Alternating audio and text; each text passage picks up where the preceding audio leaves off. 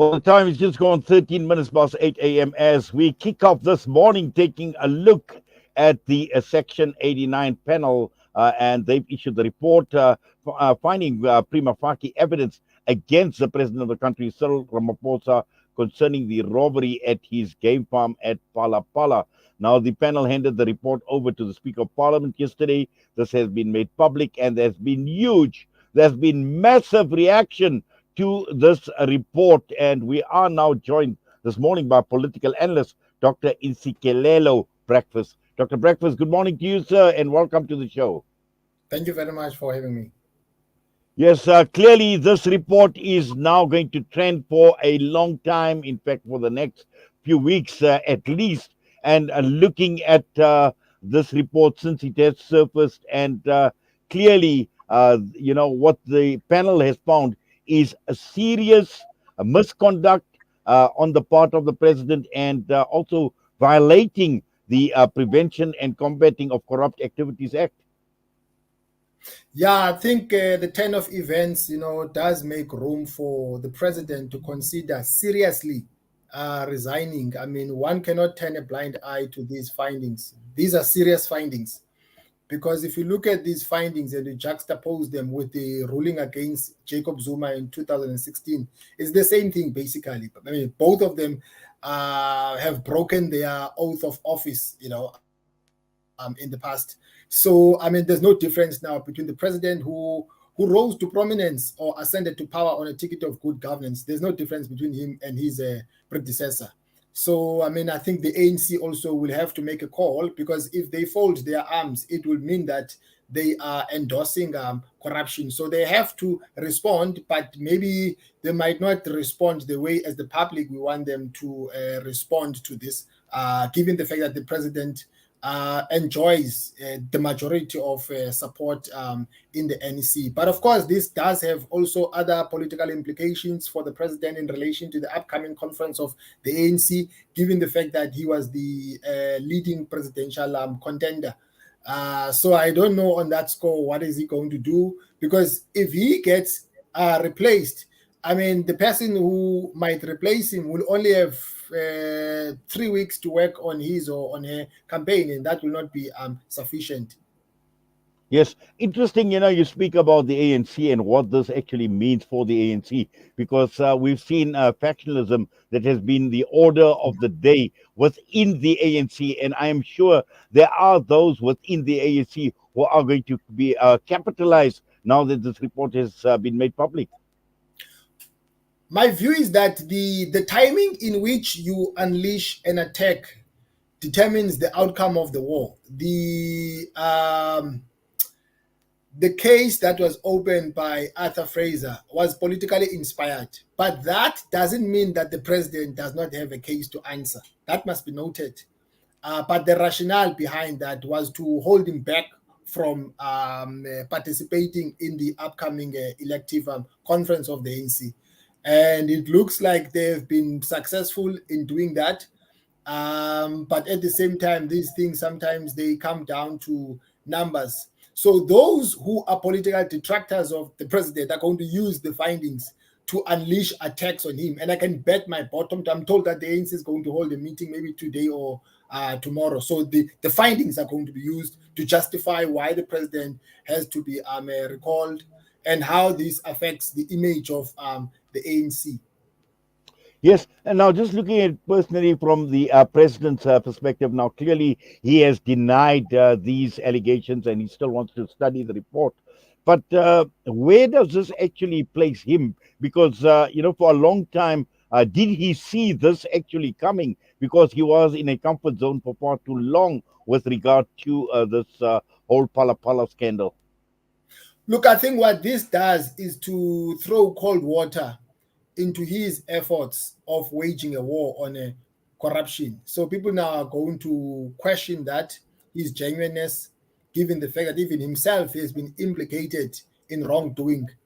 I think, as I indicated earlier on, that his detractors will say that, but this is some kind of a state capture as well, that this person, even under the circumstances of COVID-19, there were cases of corruption that were reported.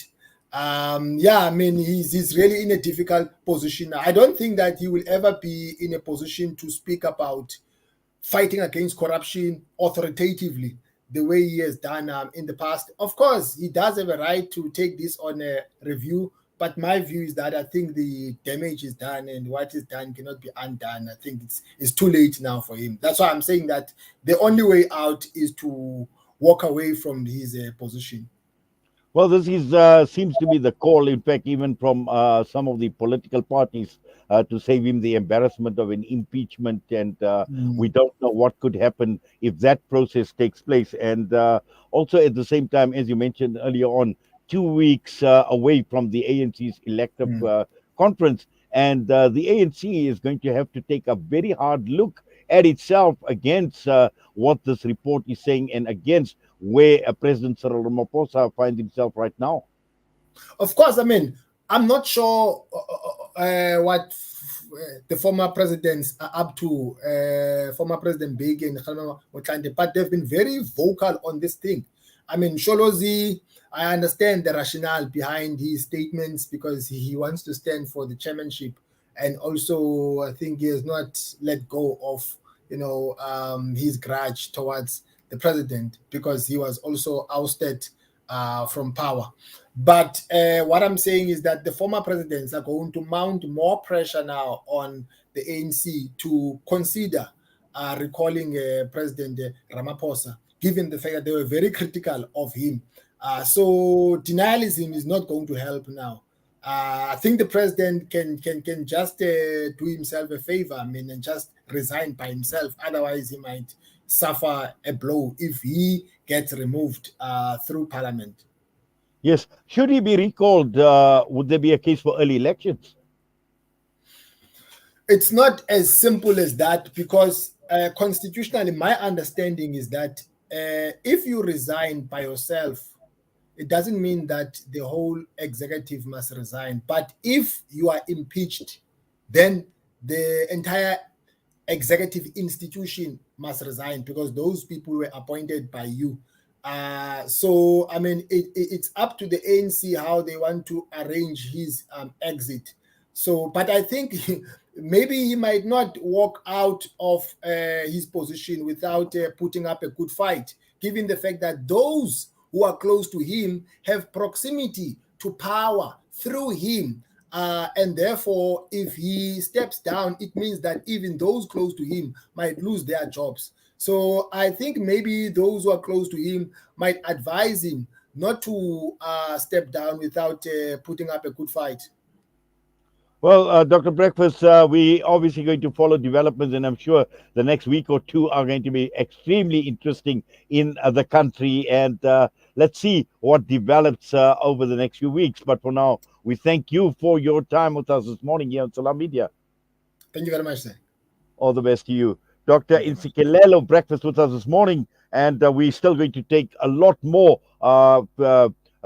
comment and analysis of the Section 89 report since it was made public yesterday. And clearly, President Cyril Ramaphosa is in a huge dilemma at this point in time. So is the ruling party, and also looking ahead at the ANC's elective conference, where he was a front runner for a second term of office. Will he fulfill his first term of office? And that is a question, sorry, that we need to ask. The time is just gone 8:22. We're going to go for a break. We'll take a lot more comment on the Section 89 report.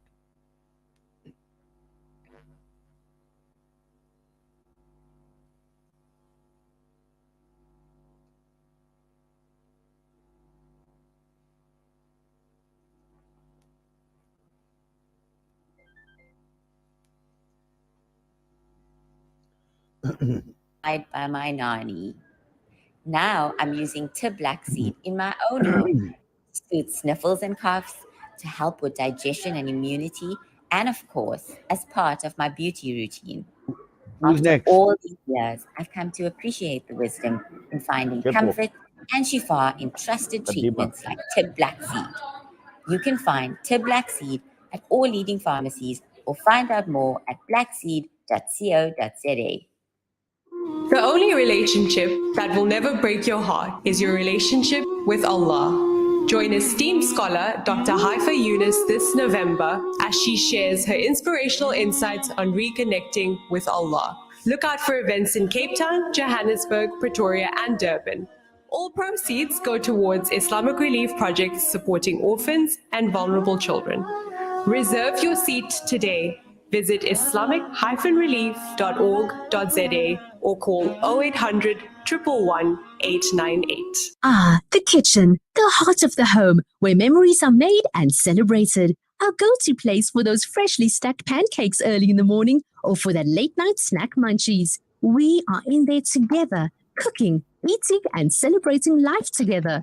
Let's keep the kitchen a place that is shared by everyone, where we build stronger bonds and grow together. Sunfoil, now we cooking. Visit nowwecooking.co.za for recipes that everyone can help make. When the perfect blend of stylish decor, exquisite halal cuisine, and warm hospitality come together, it could only mean Al Bayt Lodge, your true home away from home. Al Bayt is the ideal heaven for families, business people, and tourists with its 4-star family rooms and other luxurious facilities. Conveniently situated close to Port Elizabeth Airport, the beach, and other amenities. Your stay will be truly unforgettable, as you'll be taking home lasting memories of the warm hospitality, the serenity and tranquility that Al Bayt has to offer.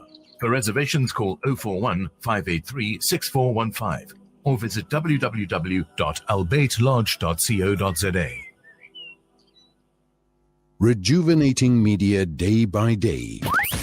This is Salam Media.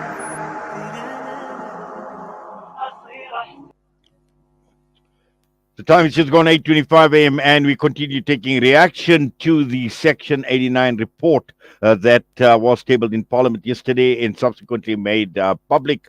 And we're going across now to be joined by political analyst Shepo Khadima. Shepo, good morning to you and welcome to the show. A very good day to you. It's been a long time. I'm happy to talk to you all the same. Yes, wonderful and clearly interesting times that we are living in.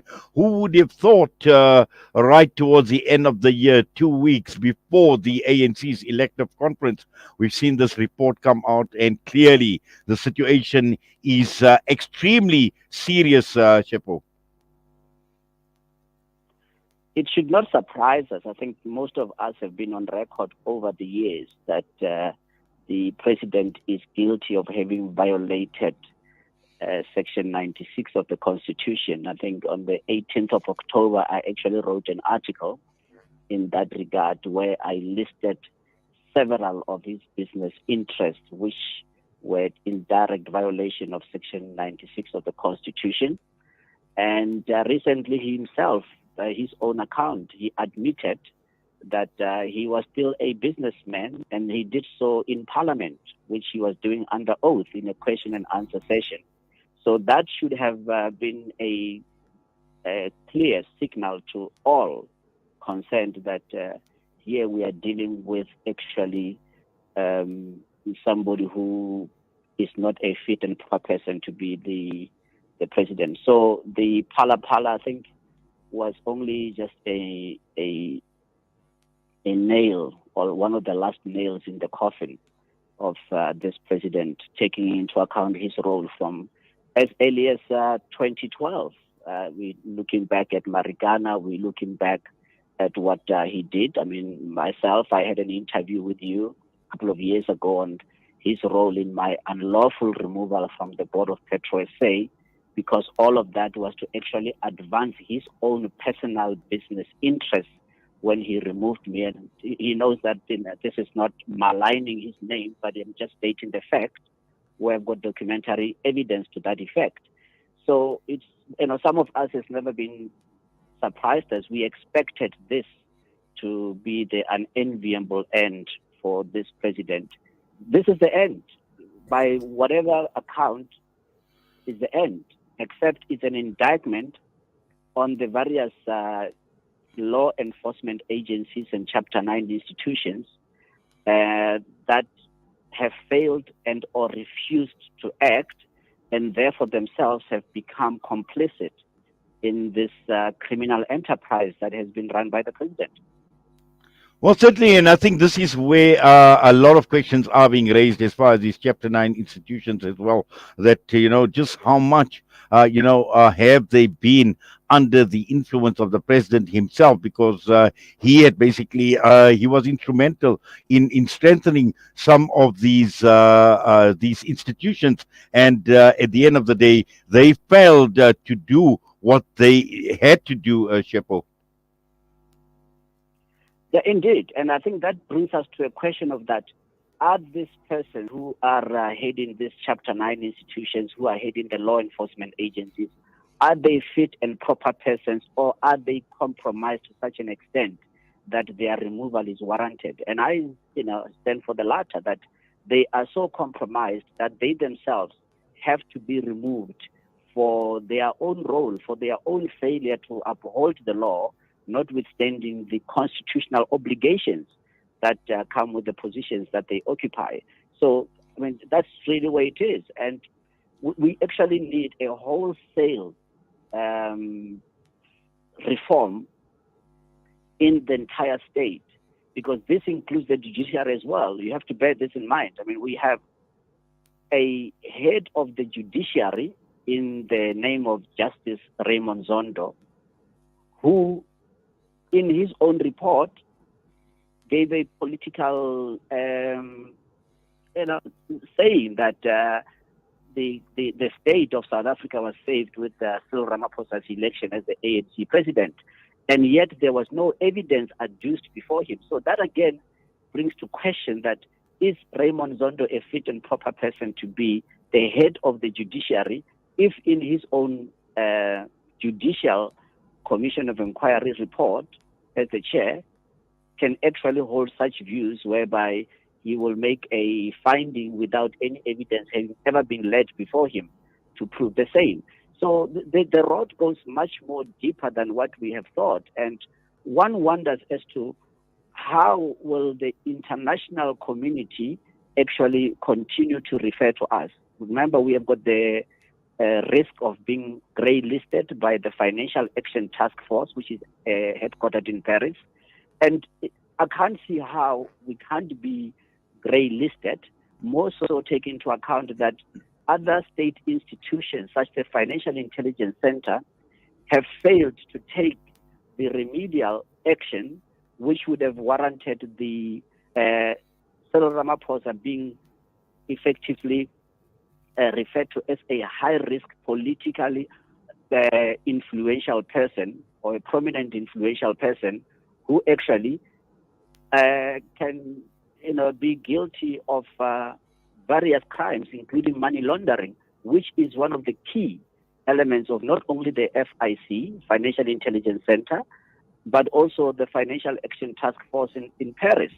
And even the whole saga of Phala. When you look at the whole raft of laws, international law that they violated, specifically, they violated the various regulations of the Convention on International Trade in Endangered Species of Fauna and Flora, Wild Fauna and Flora, also known as CITES.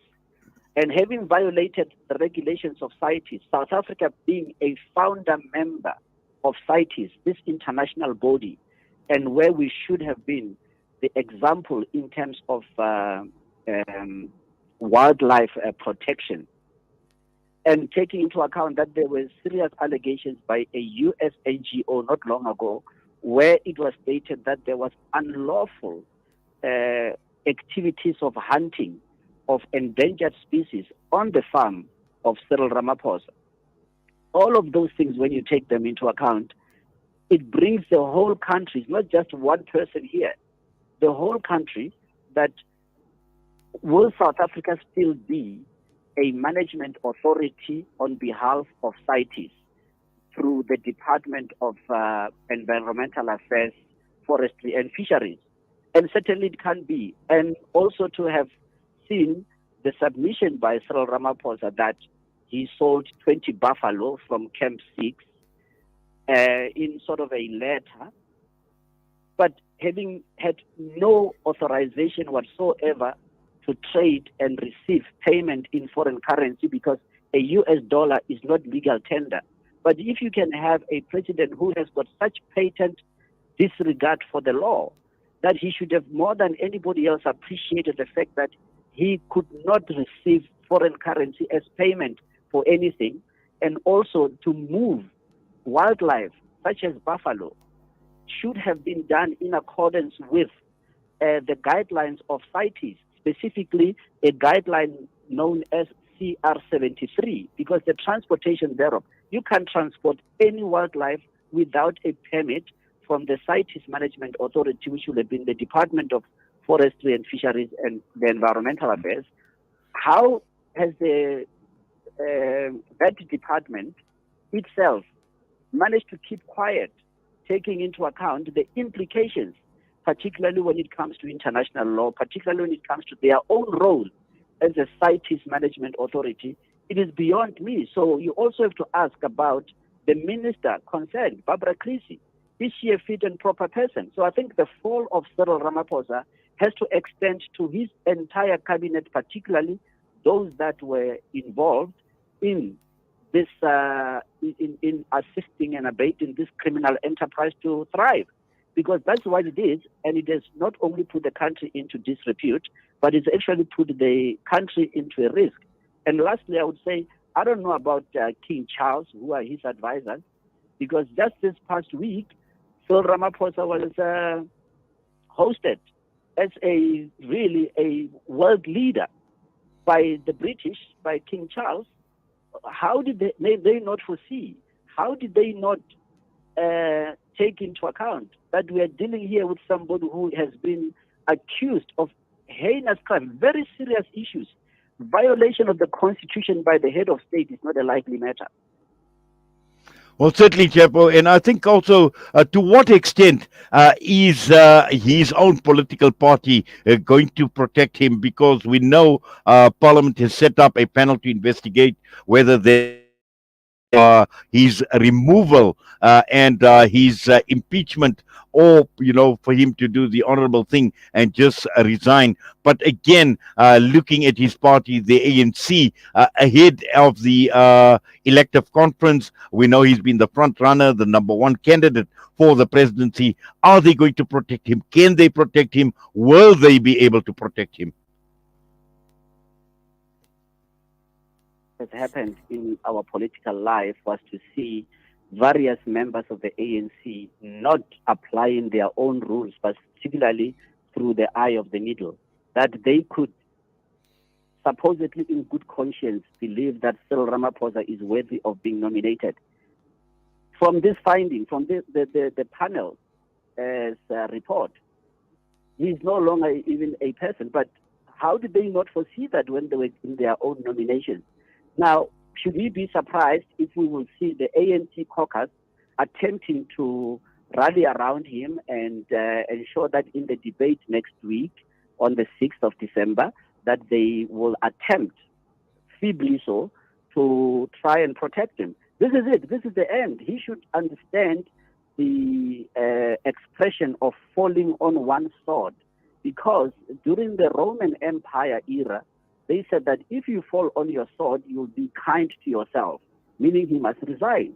Because if he puts the whole nation into an invidious position of going through the impeachment process, that is going to drag down not only him to an unenviable end and a tragic end, but the whole country itself. And the ANC can as well forget about even contesting the elections in 2022, more so because the ANC is itself bankrupt. One wonders whether it will even have the financial capacity in 2024 to even enter the elections, because right now, as we speak, they even have somebody who himself has violated a whole raft of laws in the Treasurer General, who's also acting as Secretary General and Deputy Secretary General, Paul Mashatile, having admitted to effectively tax fraud. Now, that same person, the same ANC says that he's a fit and proper person eligible to be elected even to the position of deputy president. So that shows you that this is the end as far as the ANC is concerned. They might just as well fold and close shop. Because if they break the law wantonly as they are doing, and yet they can still hold cause that they are the leader of society, one question must be asked, which society is that they are leading? Because the society that they are leading is a society plagued by high levels of unemployment, inflation that is rampant because of their monetary, fiscal, and industrial policies that are simply outdated, and they are simply not the good stewards for this economy. So what leader of society are they, where the levels of crime are as high as they are? And if you can have a president who can evade persecution on the account of his position and his financial standing as a billionaire, then what does that say about the rule of law? What does that say about the Constitution? And yet we have got delegates of the ANC who in good conscience believe that Ramaphosa, Paul Mashatile, and a whole host of these other people who are no longer fit and proper persons, proven so, that they should be elected. Therefore, I think that 2024 can come quick enough. But in fact, it's no longer been a question of the ANC being having a reduced majority in terms of the governing of this country. That in fact, the ANC will have no right to even participate in the 2024 elections based on their own account and how they conducted themselves, more so as time stands now, that the special NEC meeting that they have called today, if they do not take decisive action, the people of South Africa should correctly do away with the ANC and do away with it for good. Well, Chepo, thank you very much for that. And as always, for your time with us here on Salam Media, we do appreciate you taking time out to talk to us this morning. All the best to you. Great pleasure. Thank you very much. Chepo Kadima with us this morning, and we still continue taking feedback and analysis of the report, the Section 89 report that was tabled in Parliament yesterday and subsequently made public. We come back, we will be talking with the national spokesperson of the Democratic Alliance, Saliers Brink. Rejuvenating media day by day. This is Salam Media.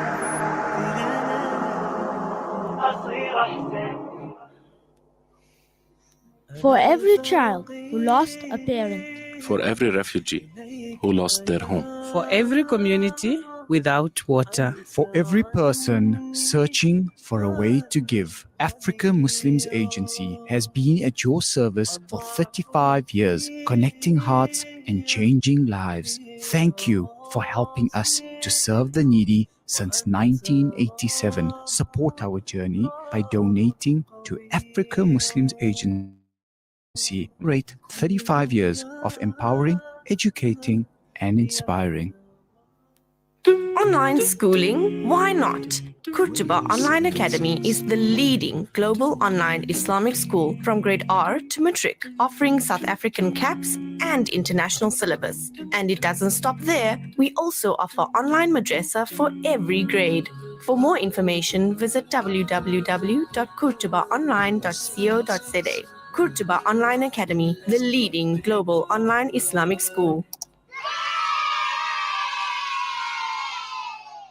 Did you know that through SANZAF, you can provide a meal to an individual for only 12 Rand? By committing to a monthly contribution, you can assist us in reaching out to more communities and deserving individuals. A once-off donation will also be highly appreciated in helping us achieve our monthly target. For more information, call us on 011-834-6046. SANZAF, changing lives through development and relief. With so many investment options today, it's only natural that you might feel a little confused which route to take. Should I buy shares or should I invest in gold bullion?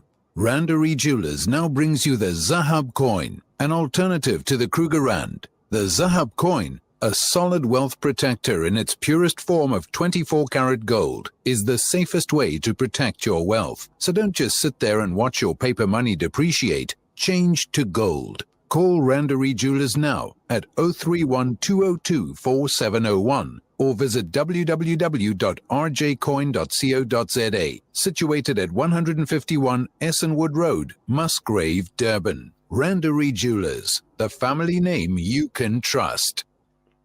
Rejuvenating media day by day. This is Salam Media.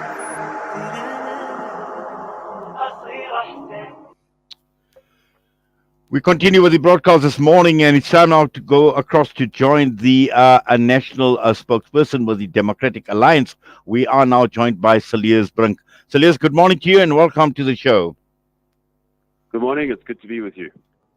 Yes, clearly the major talking point, President Cyril Ramaphosa trending, Section 89 trending, and just looking at the DA, your response to the report that was tabled in Parliament and subsequently made public.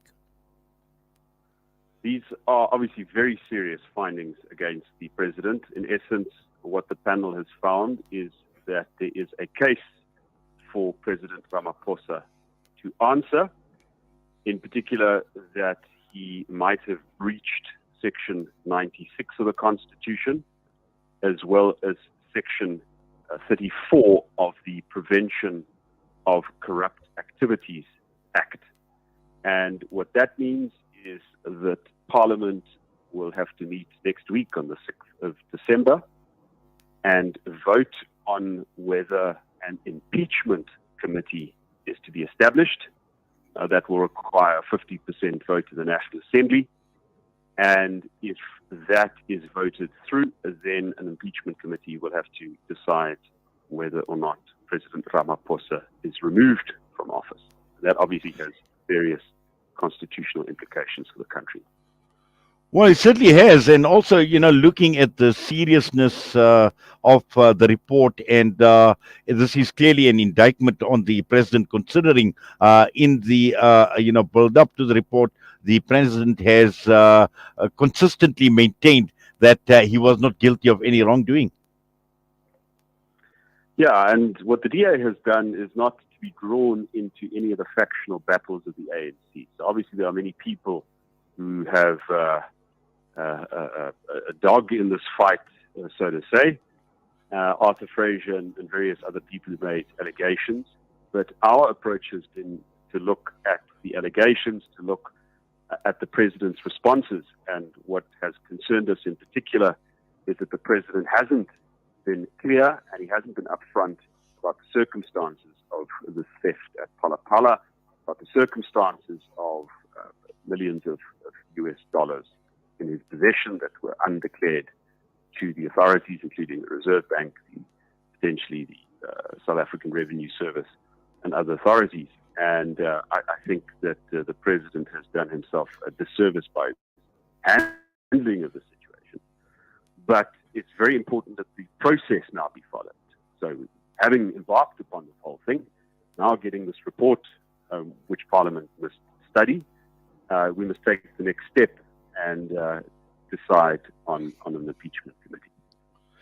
Yes, and also I see the DA has issued a statement calling for a roll call voting system for Pala for the report to be considered, Saliers. Yeah, this is quite important in the sense that on the virtual platform, what very often happens is that the party whips vote on behalf of the party. So typically you would say, how do you vote on this item? The chief whip of the DA would get up and say, Speaker, we've got so many members in the House, we've got so many members of the virtual platform, we vote against or in favor. And what a roll call system would be is the Speaker would call out the name of each member of the National Assembly, and they would then have to indicate how they vote.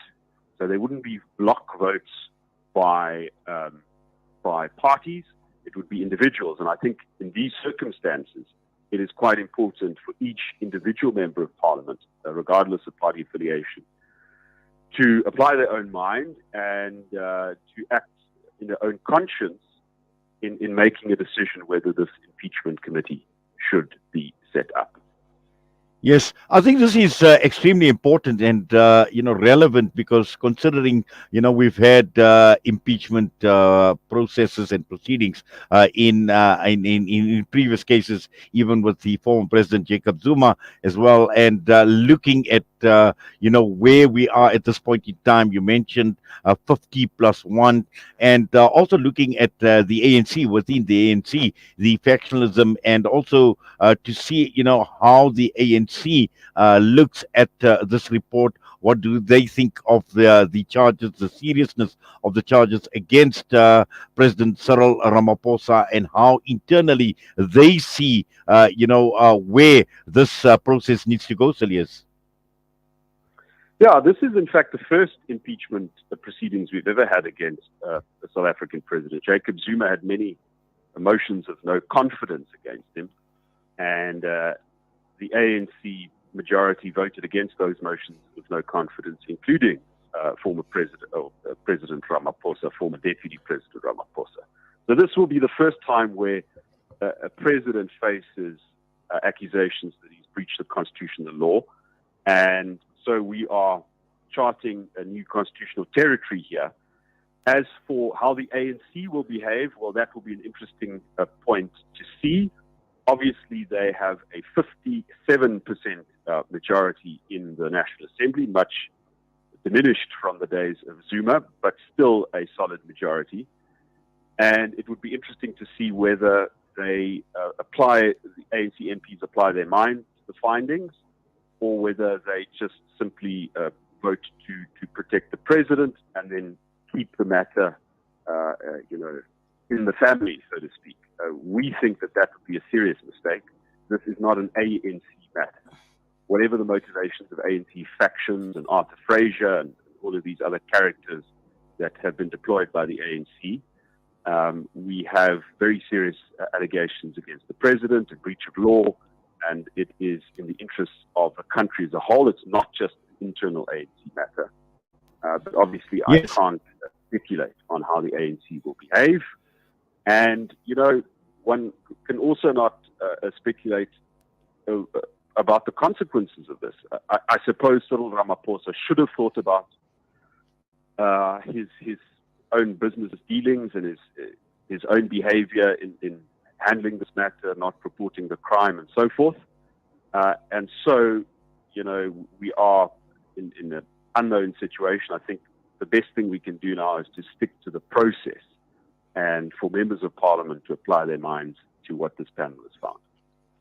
Yes, and just finally, Silius, we know obviously what the political parties are thinking, but also at the end of the day, the voter, where does this actually leave the voter? Because we hear of many comments that, President Cyril Ramaphosa, under the circumstances, is the best we have for the president of the country. But people are thinking along the lines of the ANC remaining in power. Who says that they don't have a choice? Vote for another party. That's true. I think it's very important to understand that upholding the rule of law is very much in the interests of the people of South Africa. And this is what the DA has said from the outset. When these serious issues arose, there were many people who told us, well, no, because Ramaphosa is the best you'll have inside the ANC, why don't you just keep quiet? And our response to that was, we can't. Because if we make an exception to Ramaphosa, because he is better than Mabuza or the other characters of the ANC, then we create a precedent that will be abused by successors to Ramaphosa. Ramaphosa can't be president forever. And whoever succeeds him, whether it is in the ANC or at a general election, that person has to be held to a certain constitutional standard. And if we break down that standard, we fundamentally undermine the interests of the South African people. That having been said, you will note that the DA is very careful in how we handle this process. We haven't made any demands about resignations and so forth. What we have said is that we must now complete the process that has been commenced by Parliament. And I think it's in everybody's best interest that the members of Parliament apply their minds to the content of this report, instead of jumping to conclusions and preempting outcomes. And I just want to say on this point that John Steenhuisen, in his role as leader of the opposition, will have a press conference later this morning in which the DA will outline the steps that we are going to take and, of course, our analysis of the situation. It's very important that we keep calm and that we follow the constitutional process at this stage. Well, Salias, thank you very much for that and for your time with us this morning. We do appreciate it. All the best to you. Thanks so much. DA National Spokesperson Salias Brink with us. A quick break we're going to, and coming back, we will continue taking analysis, and this time political analyst Sandile Swana. Rejuvenating media day by day. This is Salam Media.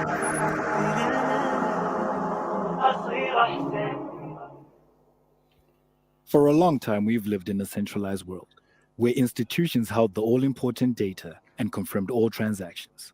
Those times are over.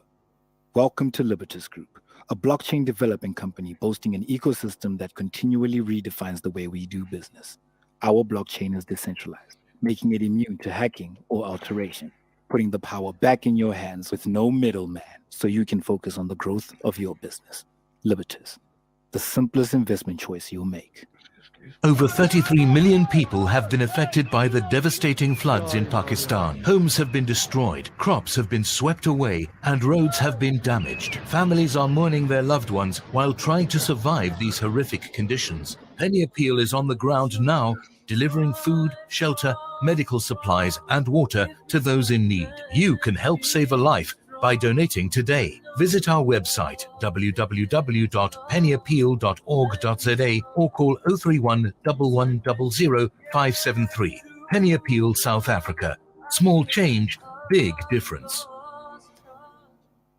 Discover the Africa of your dreams and surround yourself with her spectacular beauty. Relax beneath her serene sunsets and explore wildlife at its natural best. It's where the pride of Africa comes together. The Kwantu Private Game Reserve. Get to know the Big Five or cruise on an elephant safari game drive. Interact with lion and tiger cubs and enjoy world-class halal cuisine while we pamper you during your 5-star stay.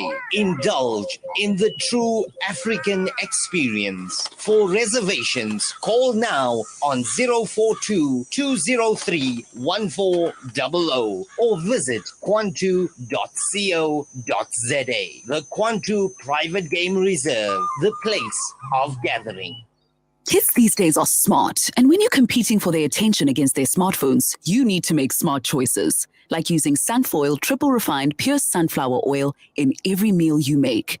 It's naturally cholesterol-free and approved by the Heart and Stroke Foundation as part of a balanced eating plan. So whether you're cooking, frying, or baking, you get the great tasting results that'll get their attention faster than the latest app. And if that doesn't work, change the Wi-Fi password. Sunfoil. Now we're cooking. Rejuvenating media day by day.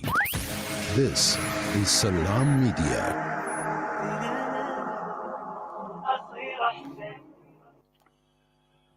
Well, the time is just gone 8:56 a.m. and we continue with the breaking story in South Africa. Pala Section 89 report that surfaced yesterday, and we continue taking feedback and analysis and reaction to this report. We're going across to be joined by political analyst Sandile Swana. Sandile, good morning to you and welcome to the show.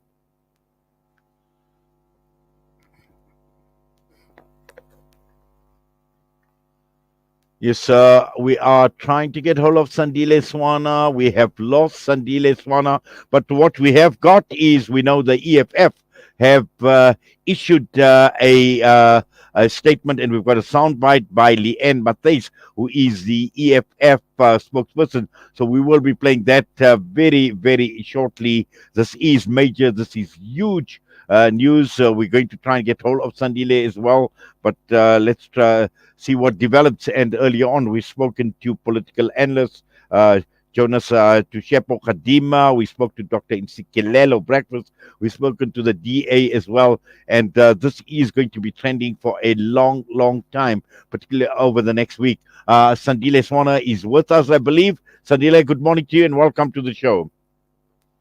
Good morning. Yes, President Cyril Ramaphosa, the Section 89 report, have the chickens come home to roost, or in this case, we can debate till the kettles come home, or buffalo, for want of a better term. Just your reaction to this report. I think that the report is fair, in my view, relative to what the ordinary South Africans would have wanted to find out, i.e., is Cyril Ramaphosa totally innocent of everything, or is there something wrong that the president has done? And the judge, the retired judge, determined that on 3 counts, 3 different accounts, the charges, 3 charges are there. So there is something to discuss relative to the impeachment of the president on basis of 3 charges that the findings, unfavorable findings against the president. Yes. Now, we've seen the president repeatedly denying that, he's been guilty of these violations. And yet this report, and these are processes that have been set up within the whole parliamentary process in terms of Section 89. We've seen a panel, obviously, taking in all matters into account and coming, with the findings. Now, these findings are extremely serious and has the potential, or it's already caused, so much discussion, it's caused so much debate. Where does this actually leave the country from a political perspective? The country is in a very good position politically because we are doing something that we were not doing before. This is to hold the executive accountable and to do so successfully. During the time of Mbeki, we didn't have many such robust challenges to his presidency. On the one hand, the economy was doing well, so people could complain, but at the same time, their stomachs were full, so they would be lulled into some comfort. But since the coming of President Zuma, and later on Deputy President Cyril Ramaphosa, and now President in the country, the challenge to the state has been there. In the earlier time, the ANC used its majority in parliament to defend the former President Jacob Zuma against all wrongdoing, which has subsequently proved in the various cases that actually the parliament was wrong in protecting the president. So this time we expect that parliament will do its proper duty and follow the findings of the judge and remove President Cyril Ramaphosa from power and dissolve his cabinet. Yes. Now, just looking at the ANC and the party going to be hosting its elective conference in just 2 weeks from now. President Cyril Ramaphosa, the front runner as a presidential candidate, and where does this leave the ANC? No, the ANC is in a very good position. In fact, if we were to be totally honest about this, people who have high qualities and competencies of leadership, such as Phumzile Mlambo-Ngcuka, would be one of them, can actually be nominated from the floor to replace Cyril Ramaphosa and even win the election. You have younger candidates who have been obstructed by a number of things, such as Dr. David Masondo, who need to be considered, and others. There are many people who have, some have been even kicked out of party structures in the ANC, the likes of Dr. Ntaluba, many different people who have a long track record of struggle, who have been sidelined in as the crime culture of crime has escalated in the ANC. A lot of highly gifted people have been sidelined. So they are there to be nominated from the floor, and business goes on as usual. Yes, and also I think looking at the next week is going to be absolutely crucial, particularly looking at the 6th of December, and this obviously is going to provide some sort of insight as to where the ANC is, the thinking within the ANC as well, because at the end of the day, if there are going to be impeachment proceedings, it's going to see looking at the ANC internally, the factionalism that exists within the ANC, and how they actually look at President Cyril Ramaphosa going forward. To be honest, the present findings by the retired judge, Sandile Nyobo, and his team is a sobering moment to say that don't think you are doing all these crimes, don't think we are damaging this nation and nobody can. The nation can see what you are doing and we are going to ask you questions. So that holiness, sacredness, and capability that surrounded the ANC for a long time is gone. They are now naked, we can see them for what they are, and the judge is telling us that this is what we are facing. And the ANC itself is now staring at itself, its naked self in the mirror. And they have to accept that they are now naked. Yes, and I think we have lost Sandile Swana for some reason or the other. Are you still there? Are you still there? So, sorry. I just lost what you were saying there towards the end, Mr. Swana. I am saying that what the judge Sandile Nyobo has done is to remove whatever veil that over the years has covered the ANC, creating an impression of sacredness, holiness, and purity that is not actually existent. So the judge has now lifted the veil so that all of us, and the ANC itself, can see themselves for who they truly are and ask themselves if they go on the 16th to the 20th of December, whether they can continue with what they see in the mirror, and whether what they see in the mirror will make them an attractive coalition partner in 2024, or whether this is the time for true renewal, where they kick out the groups out of the running and actually choose a person who's not tainted by the criminality and general corruption that has now covered and enveloped the African National Congress as things stand. So I think this is a good thing. It's opening our eyes, all of us, and more importantly, it has hit the ANC between the eyes. Well, Sandile, as I mentioned right at the beginning, the chickens have come home to roost, and it appears as if it's come home to roost in more ways than one, both for the president and also for the ANC. And we are led to believe he is actually hitting today. So it's going to be interesting to see what the NEC comes up with today against the background of the revelation of this report. But for now, we thank you for your time, and all the best to you. Thank you so much. I appreciate it. Bye. Sandile Swana with us this morning, political analyst, and we're going to go straight to a soundbite, and this is from the EFF spokesperson Leanne Mathis on the reaction to the Section 89 report. We welcome the damning and scathing findings by the independent panel that Ramaphosa has seriously violated the Constitution and therefore his oath of office.